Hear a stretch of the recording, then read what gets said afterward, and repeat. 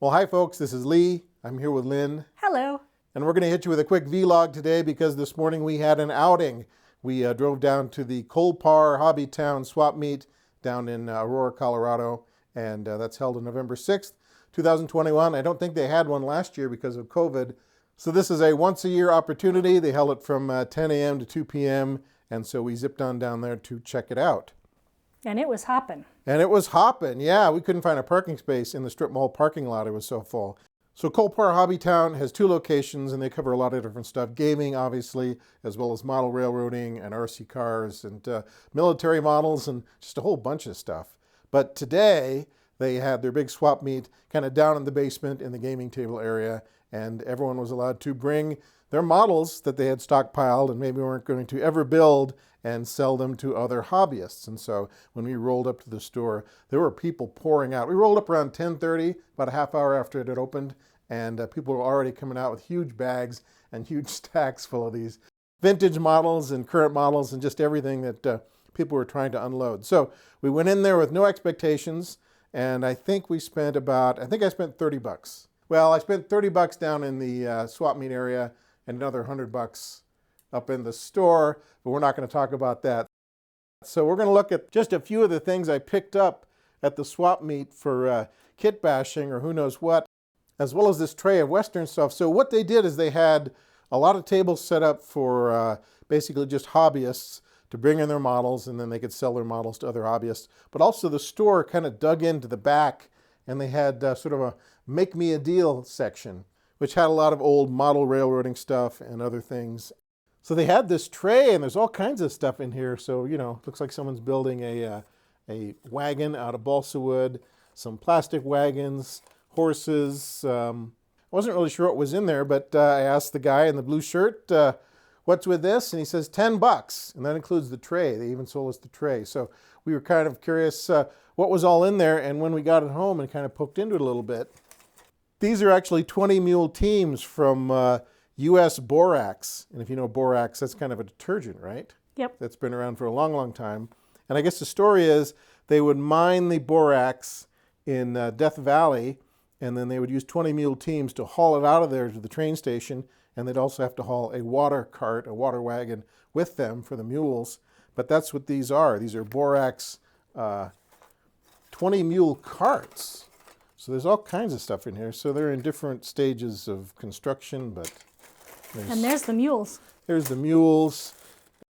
This is kind of what it looks like here. So this was some sort of a promotional thing for borax. And then there's some other Western stuff in here, like someone's building a balsa wood wagon, it looks like.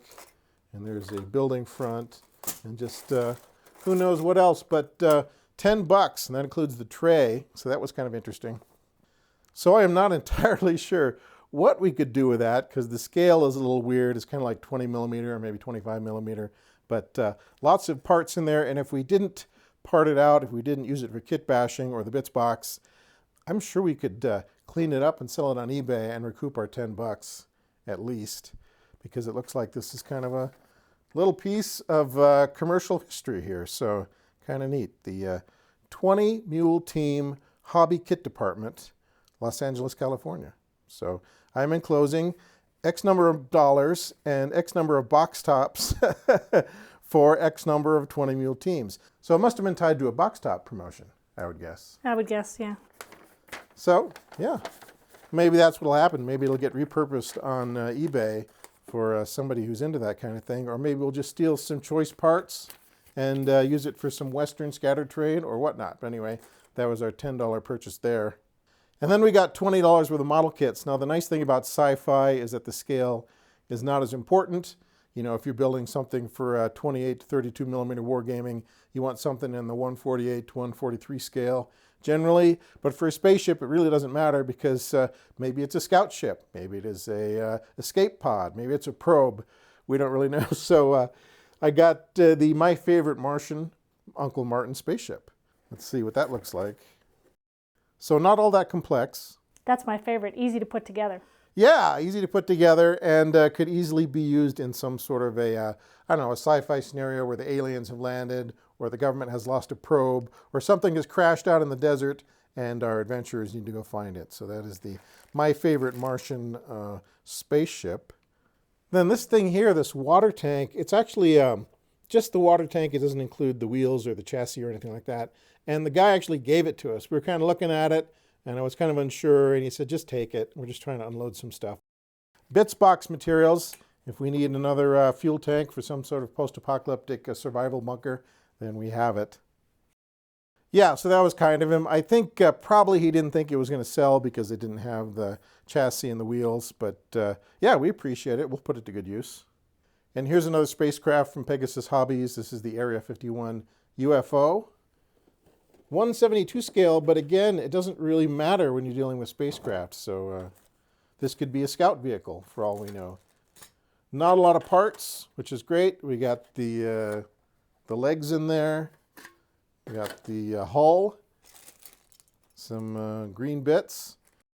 So there you go. That would be a great centerpiece for some sort of aliens have landed scenario, maybe Mars attacks, or a Roswell scenario where the aliens have crashed. They need some help repairing their spacecraft, and so the friendly humans are trying to help them, and the evil government humans are trying to capture or kill them, or something along those lines. And here's the painting guide, but frankly, I foresee using that Necron rattle can metallic we have in the garage to paint the bulk of this. Again, another sci-fi model. So this is a deep ocean transport for Sequest. Do you remember Sequest? Yes. So it was kind of like Star Trek Under the Waves, and I think Roy Scheider of Jaws fame was actually the captain of the Sequest. But this is the deep ocean transport. 1994, it says. But again, it's a nice sci-fi model. So yeah, a kitbasher's dream right there, all kinds of little things. Okay. Yeah, so like I said, 30 bucks for the whole lot. And did we need any of it? Absolutely not. But it was fun to go down there and kind of poke through and look for hidden treasures. So that is the results of our morning excursion. We were actually doing pretty well when we left the swap meet. We'd only spent 30 bucks, but then we went upstairs and spent some more, which is fine. It's cheaper than playing golf or buying a boat, I guess. So we got that going for us. So anyway, folks, that's what we were up to this morning, and it was a lot of fun, and we'll be sure to go back next year and get some more stuff. And it's fun just to kind of poke around in the archives when they unseal stuff they've had in the back room for years and just see what it's all about. And I don't know if we'll ever use this for something, but at the very least, we could clean these up and organize them and probably put them on eBay. And I'm sure somebody out there is a borax collector or an advertising collector and might be interested. So, all right, folks, that is a wrap on today's vlog. As always, if you like the things we do invite you to subscribe to the channel. Thank you very much for watching, and we will see you next time.